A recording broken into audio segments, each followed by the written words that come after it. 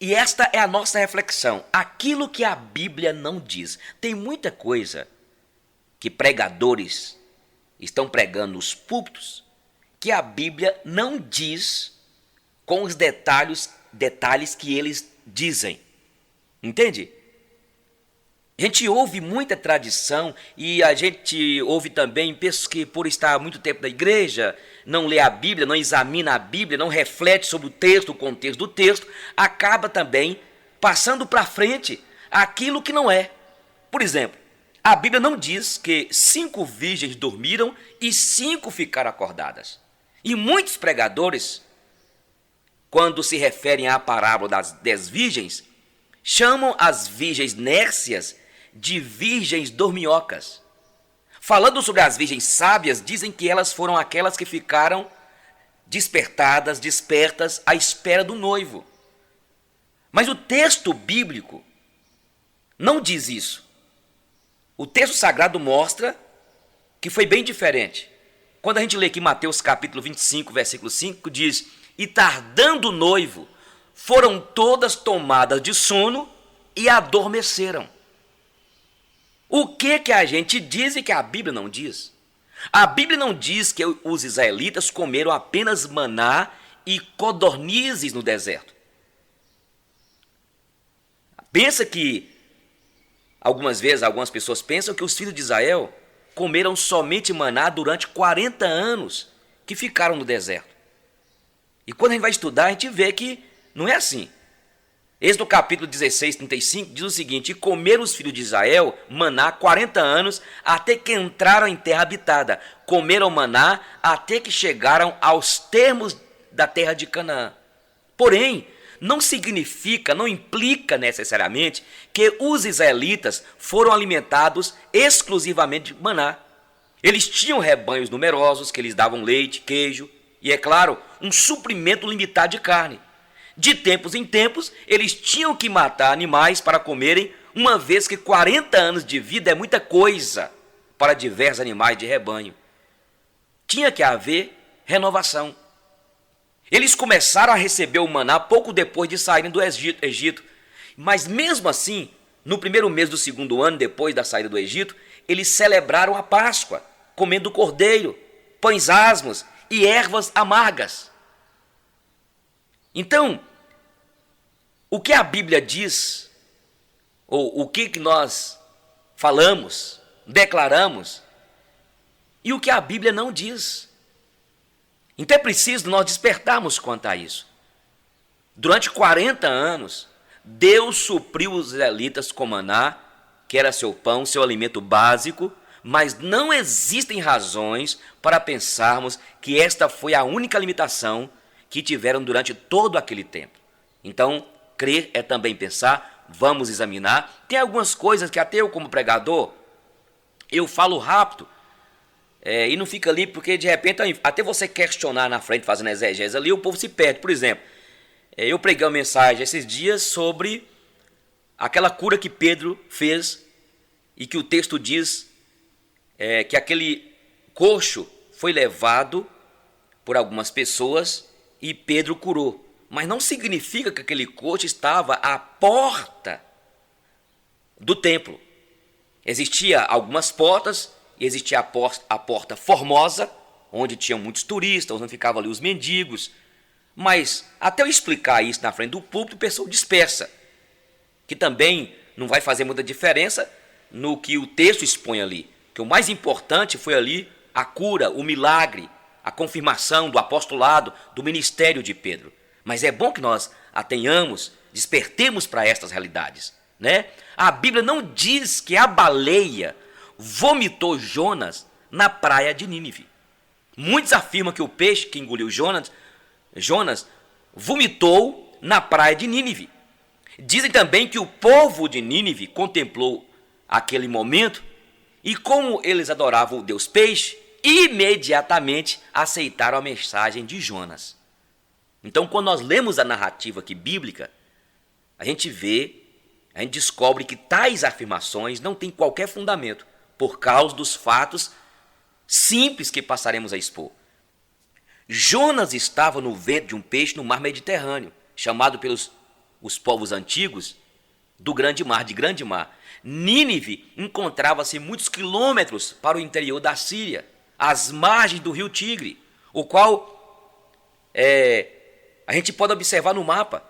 Não tem qualquer comunicação com o mar no qual Jonas e o peixe estavam. Logo depois que Jonas foi vomitado na praia, Deus falou novamente que ele saísse dali, e Deus falou para que ele pudesse então sair dali e ir lá pregar. Aqui diz a Bíblia: e veio a palavra do Senhor segunda vez a Jonas, dizendo: levanta-te e vai. Quem vai a algum lugar é porque ainda não está no lugar. Vai lá à grande cidade Nínive, e a descrição demonstra que Jonas ainda nem tinha visto a cidade, e Deus diz: e prega contra ela a pregação que eu te disse, o que eu mandei você falar. E aqui diz que levantou-se Jonas e foi a Nínive. É claro que ainda não estava nela, segundo a palavra do Senhor que mostra. Entendeu, irmãos? A Bíblia não diz que os magos eram reis, nem que eram 3, nem que se encontravam com Jesus na manjedoura. É interessante como a tradição a respeito dos magos que foram ver a Jesus inventou 3 coisas, que de modo algum fazem parte do texto bíblico. A primeira delas encontramos nas gravuras que aparecem em todo o mundo, tentando retratar a célebre visita dos magos. E nelas vimos os magos entregando seus presentes diante de um bebê na manjedoura. Mas isso jamais poderia acontecer, pois os magos chegaram em torno de 2 anos depois do nascimento de Jesus. E nós vemos isso claramente em Mateus 2,16. Entendeu? Então, vendo-se iludido pelos magos, Herodes ficou enfurecido e mandou matar todos os meninos de Belém e de todos os seus arredores, de 2 em 2 anos para baixo, conforme o tempo do qual, com precisão, se informaram dos magos. Está vendo, irmãos? Herodes informou-se com precisão dos magos sobre o tempo em que a estrela aparecera no Oriente. O resto das informações que queria não se obteve, porque os magos foram embora para casa, por outro caminho. O fato é que os magos jamais estiveram ao lado daquela manjedoura. Quando viram Jesus, José e Maria, eles estavam em uma casa. Então veja bem, a segunda ilusão a respeito dos magos é que eram 3. A Bíblia jamais revela isso. Existe a inferência deduzida dos presentes que ofertaram ouro, incenso e mirra, mas não falam que eram 3. O fato de serem 3 presentes não quer dizer que eram 3 magos. Podiam ter sido 2 ou 4, ou até mais. Não é verdade? Podiam ser 3? Podiam, mas o texto não diz. O ponto é que não se pode afirmar com certeza, baseado nos presentes. Um deles poderia ter trazido o ouro, ou então, se fossem 4 ou 5, 2 até 3, poderiam ter trazido o ouro, 2 teriam ter trazido incenso e um mirra, tudo bem. Mas a terceira coisa criada pela imaginação popular, dentro da igreja, a respeito dos magos, é que eles eram reis. Não existe qualquer evidência bíblica de que aqueles homens sábios ou magos, no original significa magi, eram monarcas poderosos. Não significa isso, não diz isso. Não se pode deduzir isso de suas ofertas. Nós podemos entender que eram ricos, que eram ricos, porém reis não. E há daqueles que afirmam que eram 3 reis de países e raças completamente diferentes, um branco, um negro e um amarelo. Quando se trata da Bíblia, não há lugar para muita imaginação. A Bíblia afirma que todos os reis se prostrarão perante ele. Sim, mas não foi daquela vez. Aqueles homens eram simplesmente estudiosos a quem Deus quis brindar com a gloriosa experiência de verem seu filho ainda criança. Então a Bíblia não diz, a Bíblia não diz que os magos eram reis, nem que eram 3, nem que se encontraram com Jesus na manjedoura. Pastor Eugênio, para que ficar discutindo essas questões bobas? A questão, irmão, é porque nós vivemos num mundo hoje onde há muita informação. Antigamente existia uma bomba chamada a bomba da desinformação. Mas hoje nós temos uma bomba, sabe? Que é a bomba I, né? Eu diria ter essa bomba da informação demais e dê. E precisa você, como pregador, saber destrechar um texto de uma maneira clara, porque hoje nós estamos numa igreja como pregadores. Na sua igreja você tem lá um cara que é filósofo, um médico, alguém formado em direito, em psicologia, em sociologia, não é? Antigamente nas igrejas, principalmente nas presbiterianas, por exemplo, ali em Salinas, em Porteirinha, Janaúba, nas cidades, na verdade, quem era o que mais informação era o pastor, não era assim? O que mais era informado ali, que era a pessoa que detinha ali, e antigamente o sacerdote católico. Hoje não, gente. Nós vemos uma época hoje, precisamos de pensar, porque os jovens estão ligados. Você chega na sua igreja lá e fica falando besteira, sabe? Eu mesmo sou um cara que eu tenho que ter cuidado hoje para falar essa questão dentro da área da psicologia. Porque os conceitos mudaram, e aí fica eu na frente lá, que não sou formado em psicologia, e mesmo alguém formado em psicologia precisa rever algumas teorias. E também, na perspectiva do pastor que é teólogo, ele tem de observar esses detalhes, porque de repente ele se apega àqueles detalhes, fantasia demais o texto, e o texto não diz nada do que ele está dizendo. Esta é a razão porque nós precisamos de entender o que a Bíblia não diz. A Bíblia não diz que a vara de Moisés virou serpente diante de Faraó. Mas a gente não prega isso? Quantas vezes já preguei isso? Quantos pregadores continuam pregando? E a gente vê muitos pregando, dizendo que Moisés lançou a vara dele diante de Faraó e ela se transformou em serpente. Mas isso jamais aconteceu. A vara que se transformou em serpente foi a vara de Arão e não a de Moisés. Foi Arão que lançou a vara diante de Faraó por ordem de Deus através de Moisés. A mais incrível, porém verdadeira, é que Arão também, quem tocou com a vara nas águas, as quais se transformaram em sangue.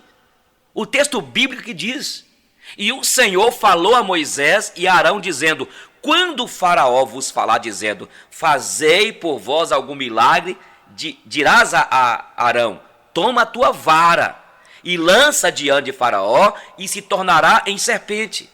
E Faraó também chamou os sábios encantadores e os magos do Egito.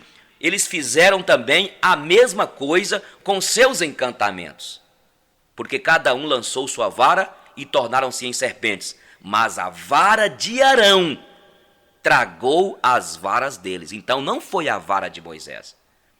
E aqui diz: disse mais o Senhor a Moisés: dize a Arão, toma tua vara e estende a tua mão sobre as águas do Egito, sobre as suas correntes, sobre os seus rios, sobre os seus tanques e sobre todo o ajuntamento das suas águas, para que se tornem sangue, e haja sangue em toda a terra do Egito, assim nos vasos de madeira como nos de prata.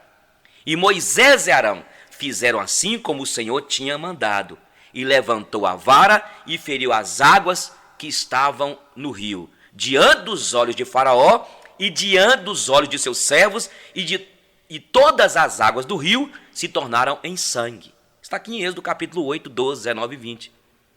Então, a quem tocou não foi a vara de Moisés, mas a vara de Arão. O fato aconteceu. O pastor pregou que foi a vara de Moisés e foi errado, mas Deus usou o pastor? Sim. Mas o que eu estou querendo colocar é que a Bíblia não diz que foi a vara de Moisés. Foi Arão que, por ordem de Deus, fez vir rãs sobre o Egito e feriu o pó da terra, transformando-o em piolhos. Moisés esteve presente quando tudo isso aconteceu. Porém, foi pelas mãos de Arão, seu irmão, e com a vara de Arão, e não pelas mãos de Moisés, e com a vara de Moisés, da autoridade, que tais coisas aconteceram. Entendeu? Olha o texto que diz aqui. E disse mais o Senhor a Moisés: dize a Arão, estende a tua vara e fere o pó da terra, para que se tornem piolhos por toda a terra do Egito. E fizeram assim. Porque Arão estendeu a sua mão com a sua vara e feriu o pó da terra, e havia muitos piolhos nos homens e no gado. Todo o pó da terra se tornou em piolhos em toda a terra do Egito. Está aqui em Êxodo capítulo 8. Houve uma praga, as das úlceras, sobre os homens e animais, que foi gerada por cinza do forno, que Moisés e Arão tomaram seus punhos cheios e Moisés a lançou para cima. Está aqui escrito em Êxodo capítulo 9. Então, as pragas que foram concitadas por Moisés foram as das úlceras, conforme vimos, né? Saraiva, as dos gafanhotos e as das trevas. Portanto, 4 pragas. Arão, por sua vez, foram 3 pragas. Isso soma 7 pragas. E as outras 3? As outras 3 foram realizadas diretamente por Deus, sem qualquer um dos dois, sem Arão, sem Moisés. Então, Deus, quando a gente fala que foi a vara de Moisés, não foi. E é bom entender também que quando se fala de vara, tem um aspecto de autoridade. Eu gosto dessa parte quando a Bíblia fala sobre a vara da autoridade. Quando principalmente em Provérbios fala da vara da disciplina, que tem uma ideia de autoridade. E Moisés usou a vara da autoridade. Não estou dizendo da vara da madeira. Entende? A Bíblia não diz que a arca foi construída em 120 anos. Noé levou realmente 120 anos para construir a arca, como é a crença de muitas pessoas?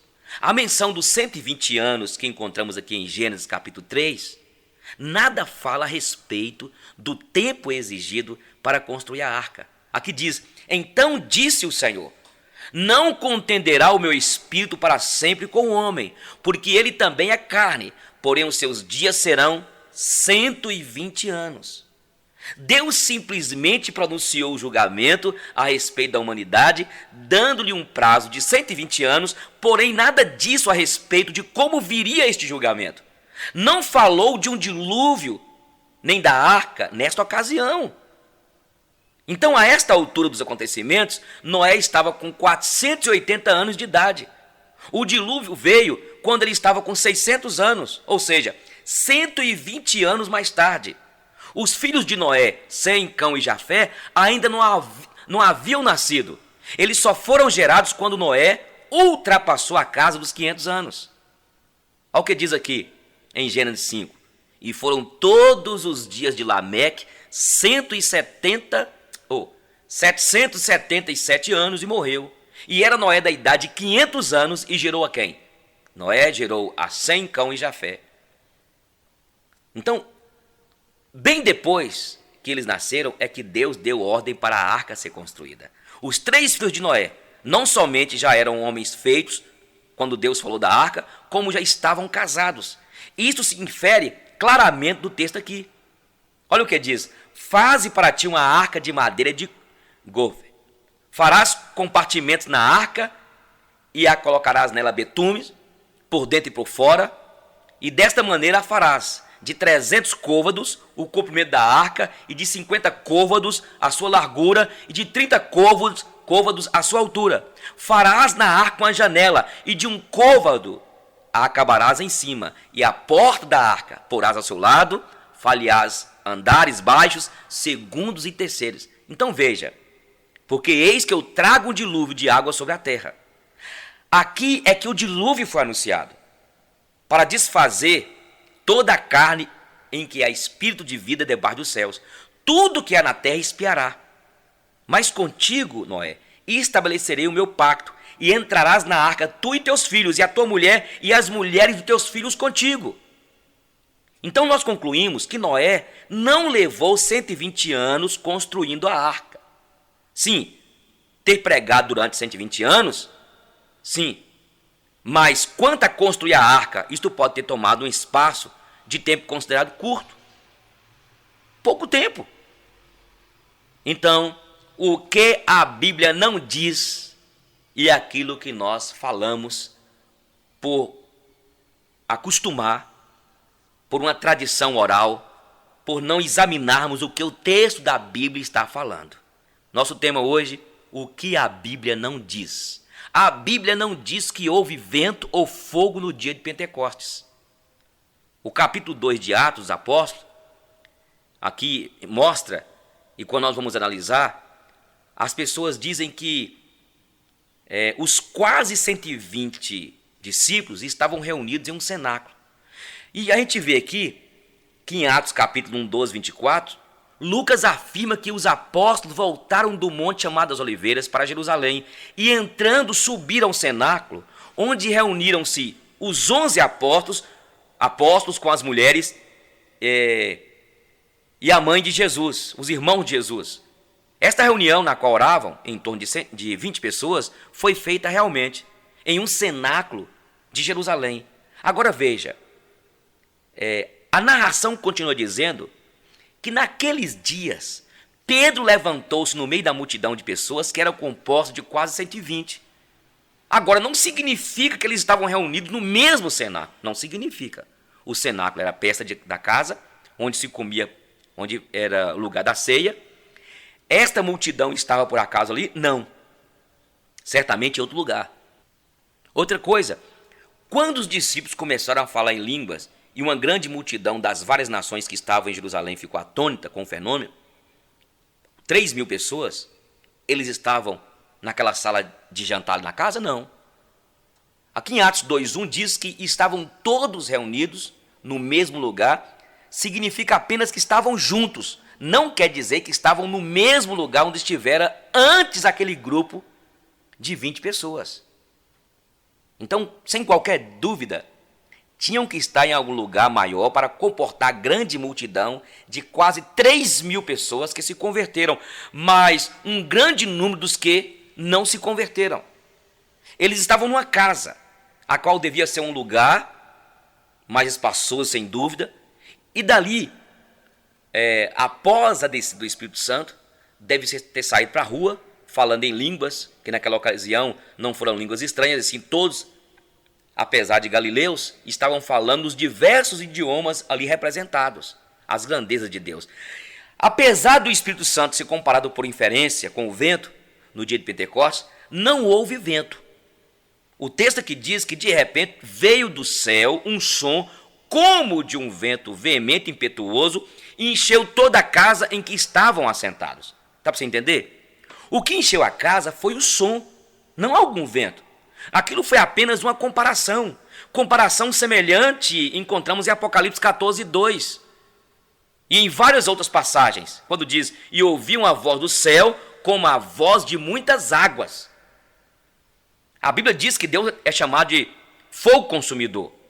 Porém, para sermos literais, temos que entender que as línguas repartidas que pousaram sobre cada discípulo no dia de Pentecostes eram como que de fogo. Isto quer dizer que eram parecidas aos olhos humanos como fogo provocado pela combustão de algum material inflável, mas eram algo diverso, transcendental, divino. Então, vou voltar a repetir aqui. Na verdade, a Bíblia não diz que houve vento ou fogo no dia de Pentecostes. Não podemos ser literais. A Bíblia não diz que alguns ditados que as pessoas falam, dizendo que são bíblicos, são realmente bíblicos. Existe uma frase que é muito citada por alguns crentes, os viciados não herdarão o reino dos céus. Esta frase não existe na Bíblia. Em Jó capítulo 11:11 diz que Deus vê o quê? Ele conhece os homens vãos e vê o vício. Mas não está lhe dizendo, não existe na Bíblia, os viciados não herdarão o reino dos céus. Outra frase que não existe na Bíblia, faça a tua parte que eu te ajudarei. Agora, há uma frase popular e tão conhecida, quem dá aos pobres, empresta a Deus. Você já ouviu essa frase? Ela existe na Bíblia, apenas com troca de palavra, mas muita gente já discutiu com aqueles que a citam, dizendo que ela não existe na Bíblia, mas existe. A Bíblia diz aqui em Provérbios 19:17, ao Senhor empresta o que se compadece do pobre, e ele lhe pagará o seu benefício. Aí está na Bíblia. A Bíblia não diz que a nossa fé tem que ser do tamanho de um grão de mostarda. Nem em Mateus nem em Lucas Jesus disse isso. Se tiverdes fé do tamanho de um grão de mostarda. Mas você vê dizendo o seguinte, se tiverdes fé como um grão de mostarda. É algo totalmente diferente. Como um grão de mostarda está referindo à qualidade do grão. Os melhores horticultores já tentaram em vão hibridar o grão de mostarda e não conseguiram. Com as outras hortaliças isso é muito mais fácil. A fé genuína é como a semente de mostarda, que não pode ser mesclada com filosofias e vãs sutilezas. Então, a Bíblia não diz que a nossa fé tem que ser do tamanho de um grão de mostarda. Tem de ser como um grão de mostarda. Está referindo à qualidade do grão. A Bíblia não diz que Dalila cortou os cabelos de Sansão. Existe uma pintura famosa onde mostra lá Sansão e Dalila e ela está cortando o cabelo dele. Porém, Dalila não cortou um fio de cabelo de Sansão. Quem cortou o cabelo de Sansão, a Bíblia diz, mostra aqui diz, Juízes 16:19, então ela o fez dormir sobre os seus joelhos e chamou a um homem e rapou-lhe as 7 tranças do cabelo de sua cabeça e começou a afligi-lo e retirou-se dele a sua força. A Bíblia não diz que Eliseu amaldiçoou os rapazinhos só porque eles chamaram de careca. Então veja bem, a maldição proferida por Eliseu, 42 rapazinhos foram mortos por 2 russas que saíram do bosque por causa da maldição. Eles estavam zombando de Eliseu com uma frase bem desprezível: sobe calvo, sobe calvo, sobe careca, sobe careca. Muitos dizem que Eliseu ficou irritado por ser chamado de calvo. Então, se a gente for analisar aqui o texto bíblico, quando a gente olha o texto, o que havia por trás disso aqui, Elias tinha subido ao céu no redemoinho, e Eliseu era o sucessor dele como profeta.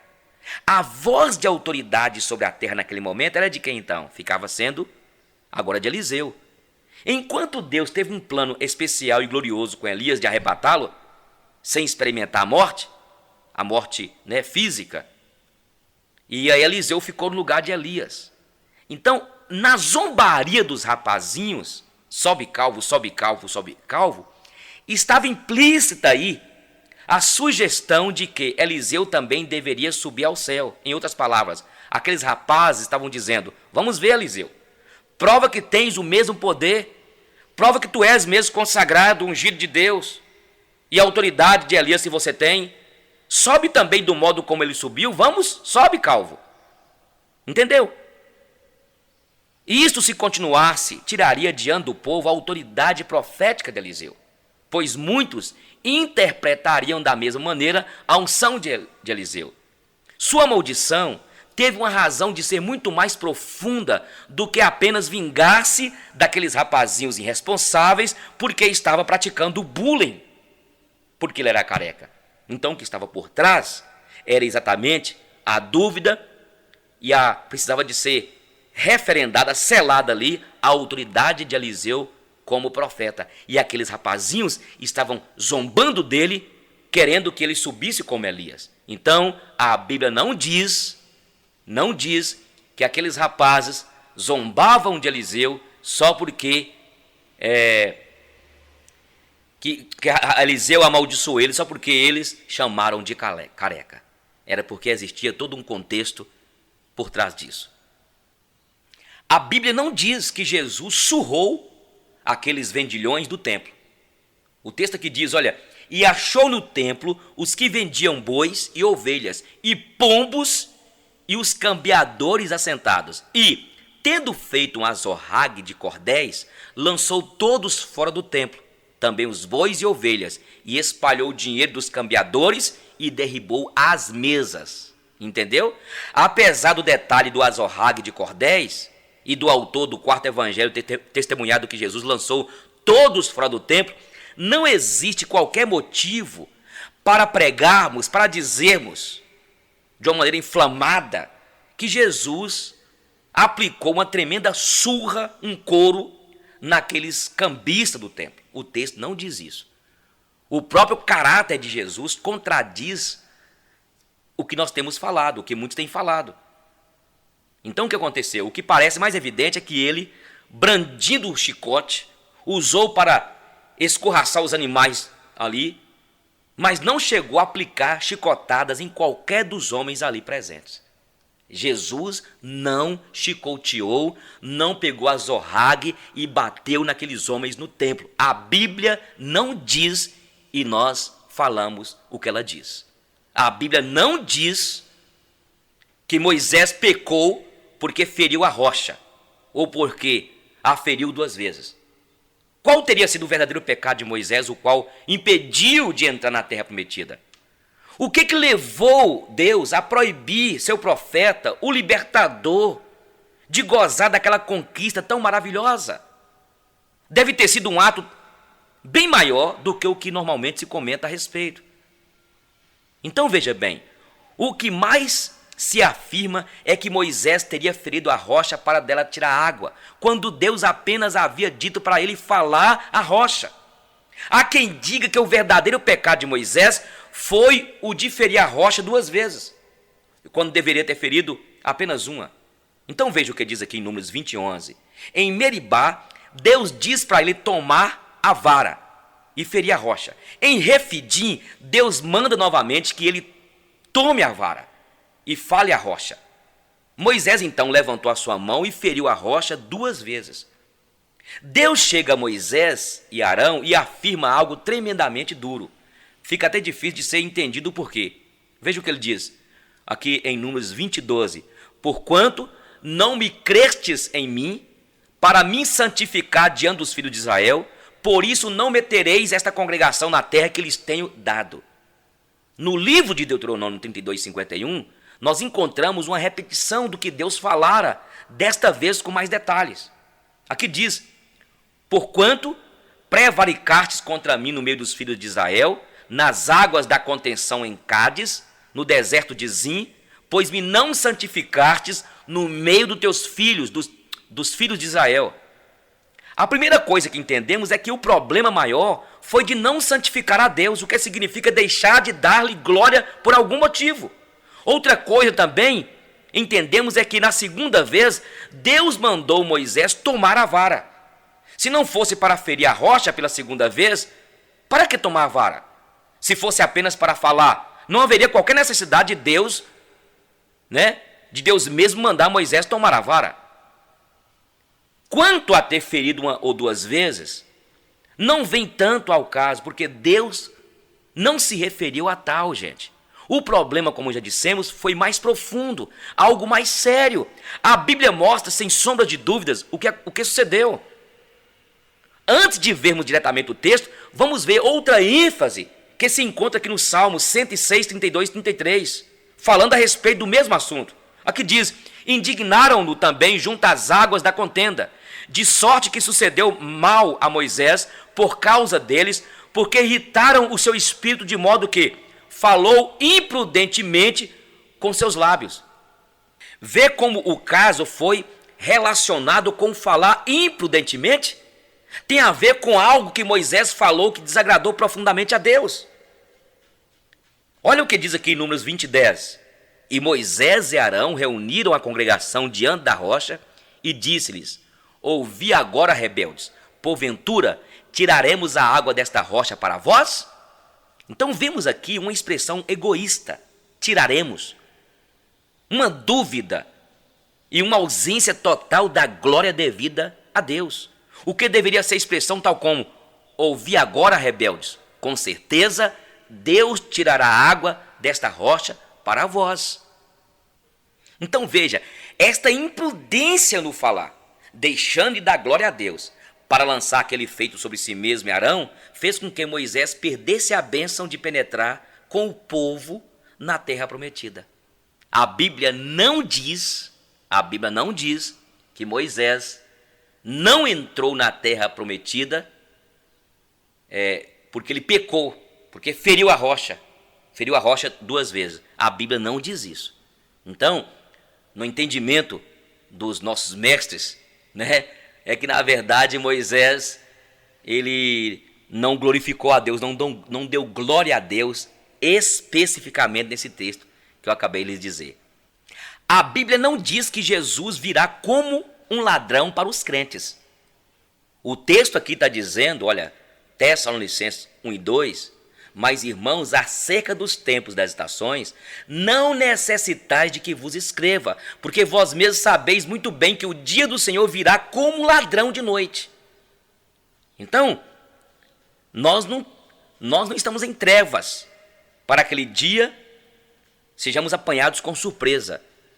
Então tem muitos pregadores pregando que os crentes serão apanhados de surpresa, que Jesus virá como ladrão. O texto não está dizendo isso. A Bíblia não diz que Jesus virá como ladrão para os crentes, mas para o povo aí que não tem Deus. A Bíblia não diz que as 99 ovelhas ficam seguras no aprisco. Interessante. Essa parábola das 100 ovelhas, não é? As 99 ficam seguras no aprisco, mas não ficam. Existe aí um hino que fala: as 99 ficaram seguras no curral. Mas será que essas frases poéticas estão de acordo com a Bíblia? Olha para você o que diz o texto aqui em Lucas 15:4. Que o homem dentre vós, tendo 100 ovelhas e perdendo uma delas, não deixa no deserto as 99 e não vai após a perdida até que venha a achá-la? Está vendo? Quando o pastor sai em busca da ovelha desgarrada, as outras 99 ficam no deserto.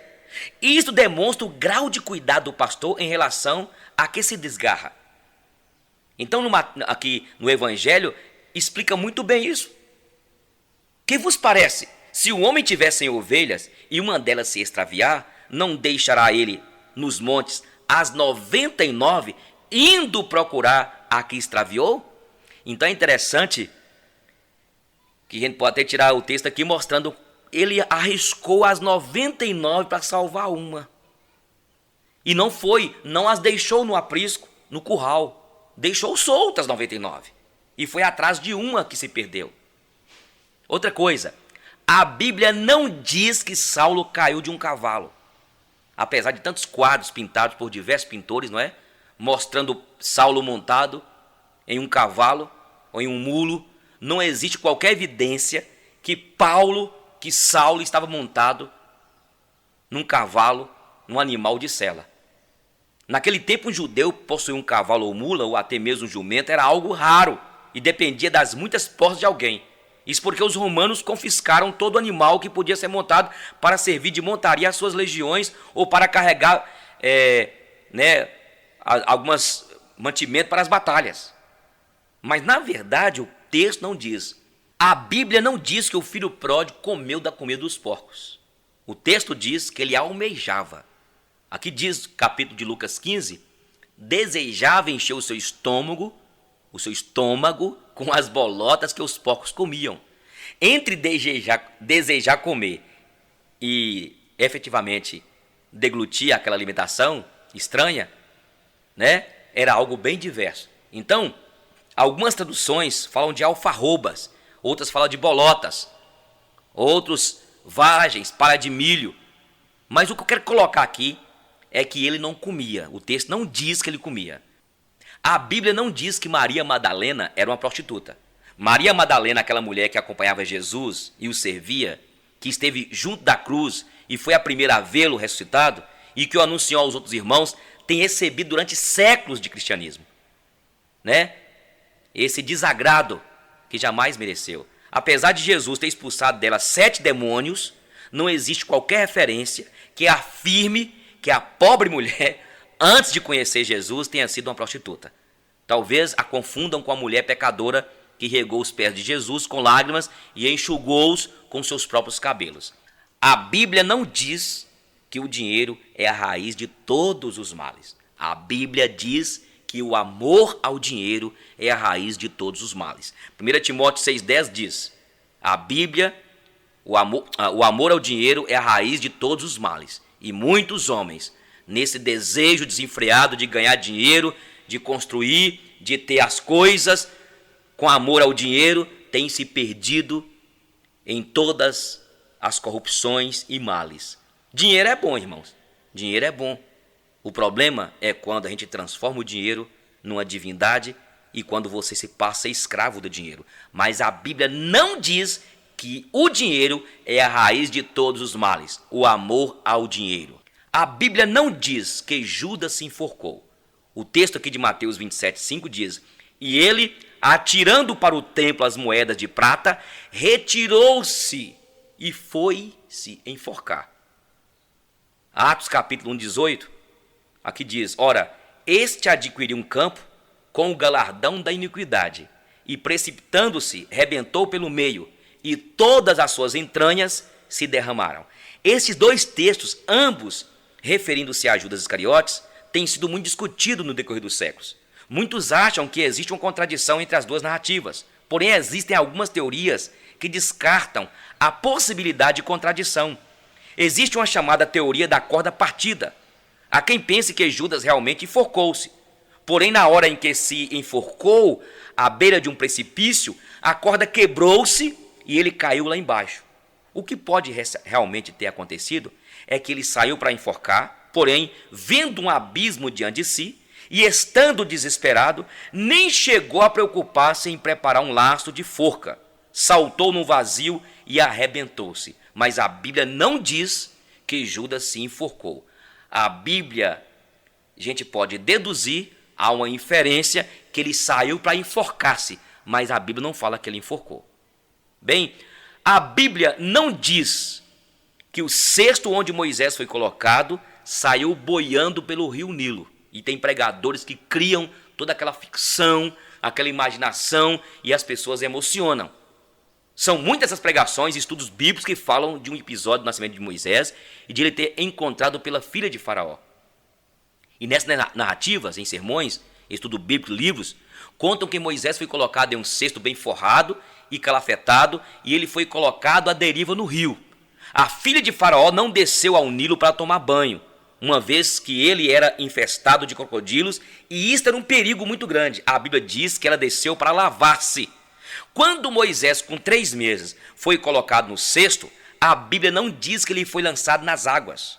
Nossas traduções em português, umas dizem que ele foi colocado em um carriçal, e a outra que ele foi colocado nos juncos.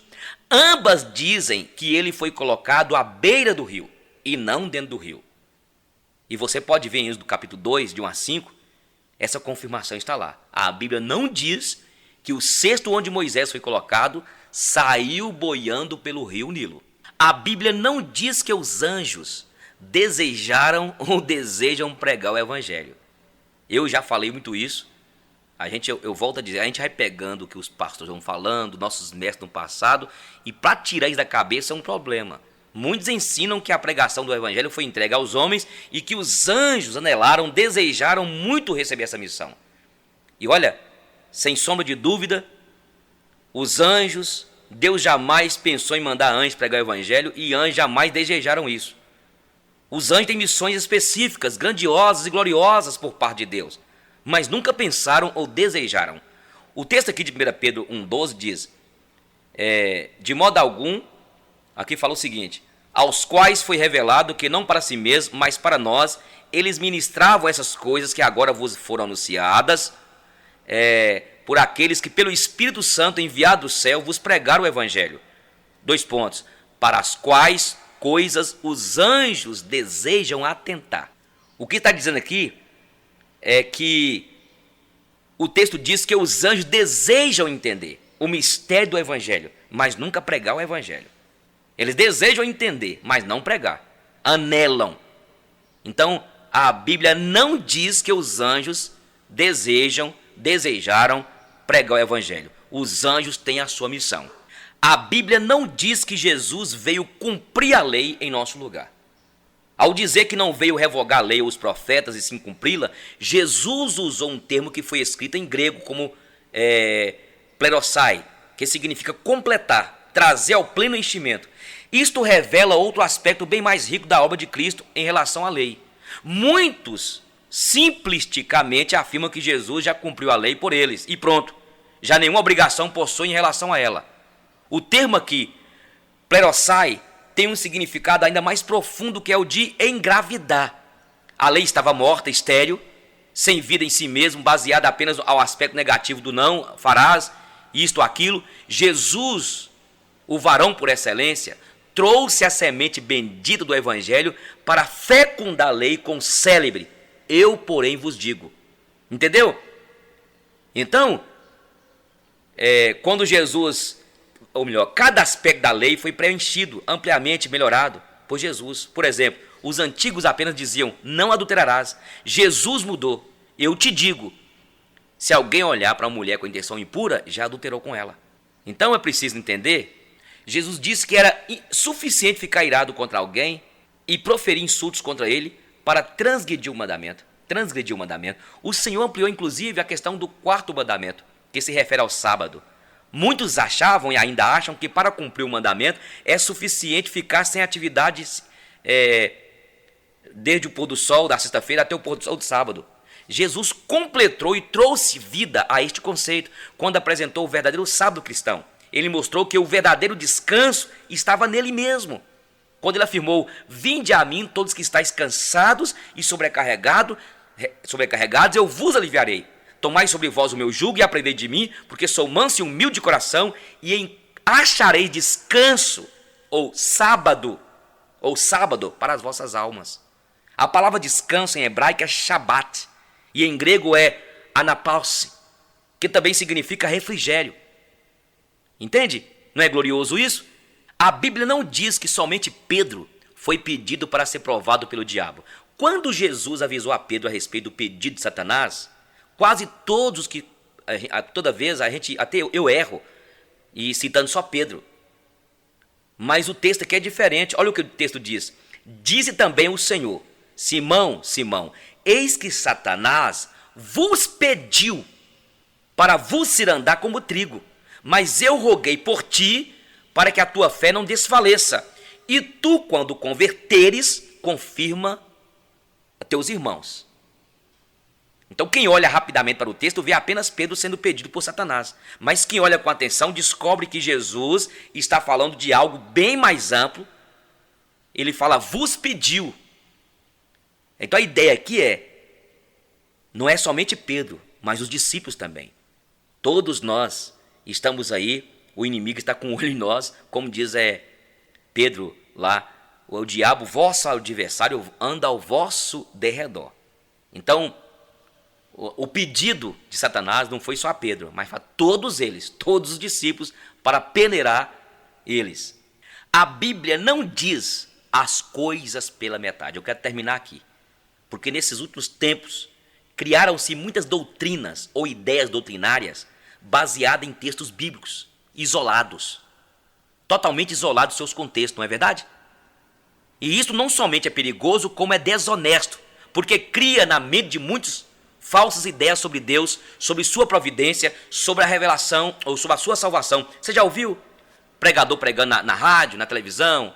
Olha, meus irmãos, Deus não faz nada pela metade. A Bíblia não diz isso. E você que está me ouvindo tem entrado nessa ideia de que Deus não faz nada pela metade e fica pleiteando, reivindicando, determinando, porque as pessoas, pregadores, têm pegado textos isolados.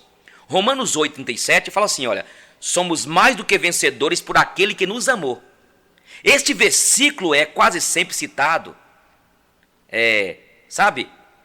somos mais do que vencedores, como um triunfalismo, dentro da filosofia do pensamento positivo ou dinâmico, mas gera uma ideia diferente do que realmente o apóstolo estava ensinando. O versículo 37 inicia-se com a conclusão de algo anterior que o apóstolo estava dizendo. Mas em todas estas coisas somos mais do que vencedores por aquele que nos amou. Quais são essas coisas que o apóstolo está dizendo? Tribulação, angústia, perseguição, fome, nudez, perigo, espada, morte. Não é que está errado aplicar o mesmo princípio aos demais quadrantes da vida. O que vem ao caso aqui é que no momento em que Paulo escreveu essa epístola, estava se referindo aos problemas da vida missionária na época. Outro texto, né? Porque eles falam, olha, Deus não faz nada pela metade, Deus não faz nada pela metade, Ele vai terminar a obra em você aí. E não termina. Aí os crentes entram em parafuso, porque o pastor sobe no púlpito para pregar uma mensagem triunfalista, mentirosa. O texto de Filipenses 4,13, posso todas as coisas naquele que me fortalece. Um grande problema em relação ao uso deste texto é que existe uma tendência de se olhar apenas para um lado, apenas visando o aspecto da obtenção dos bens materiais, sem olhar para o outro ângulo que o apóstolo colocou. E já ouvi pessoas dizendo assim: olha, posso ficar rico, posso comprar uma lancha, posso ser um grande empresário, posso isso aqui, posso construir um prédio, posso, porque eu posso tudo em Deus. Tudo isso é possível, contudo, o versículo não é um texto mágico para criar condições de progresso, sucesso e riquezas. Se vemos o contexto, descobrimos que o apóstolo Paulo estava mostrando todas as facetas do que pode ser a vida, do que pode ser um cristão. O contexto do texto aqui diz, olha o que diz aqui: não digo isto, olha o que fala antes aqui no contexto, não digo isto como por necessidade, porque já aprendi a contentar-me com o que tenho.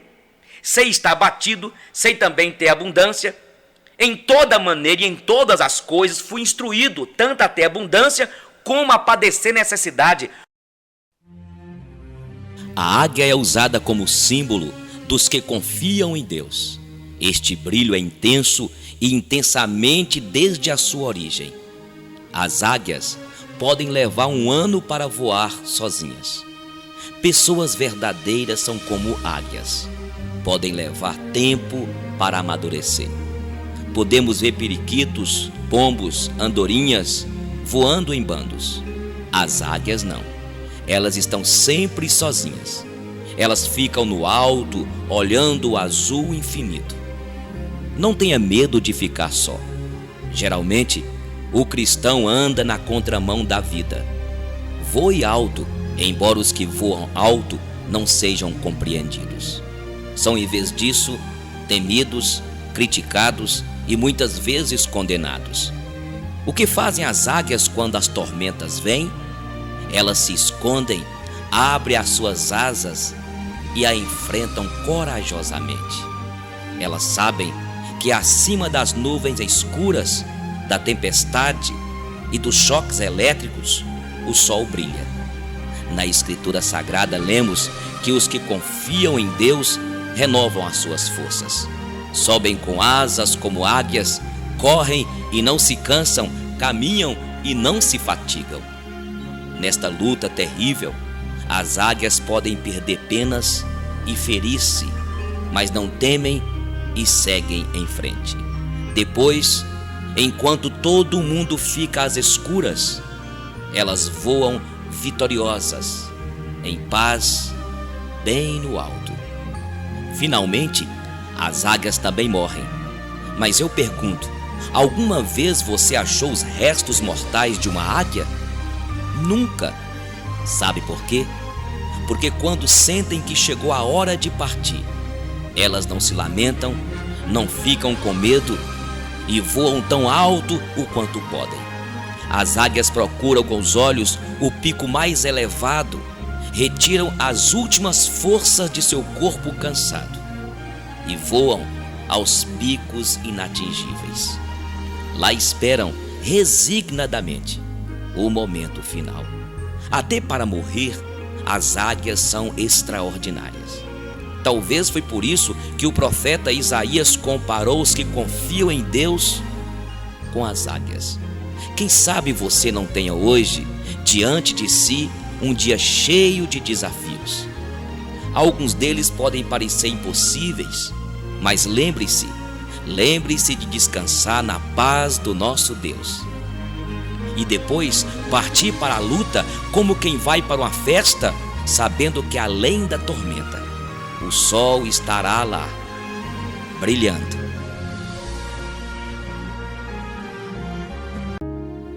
Eis que passo a lhes mostrar um caminho sobremodo excelente, o caminho do amor.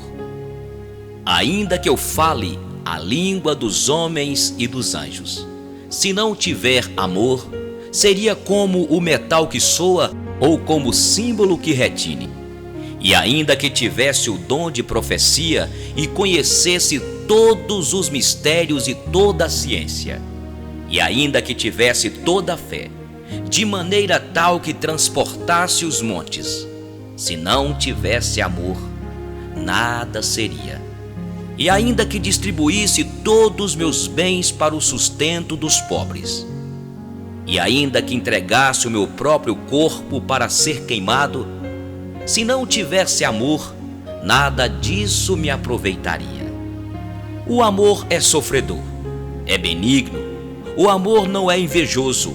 O amor não se vangloria, não se ensoberbece, não se porta com inconveniência, não busca os seus próprios interesses, não se irrita, não suspeita mal, não se regozija com a injustiça, mas se regozija com a verdade.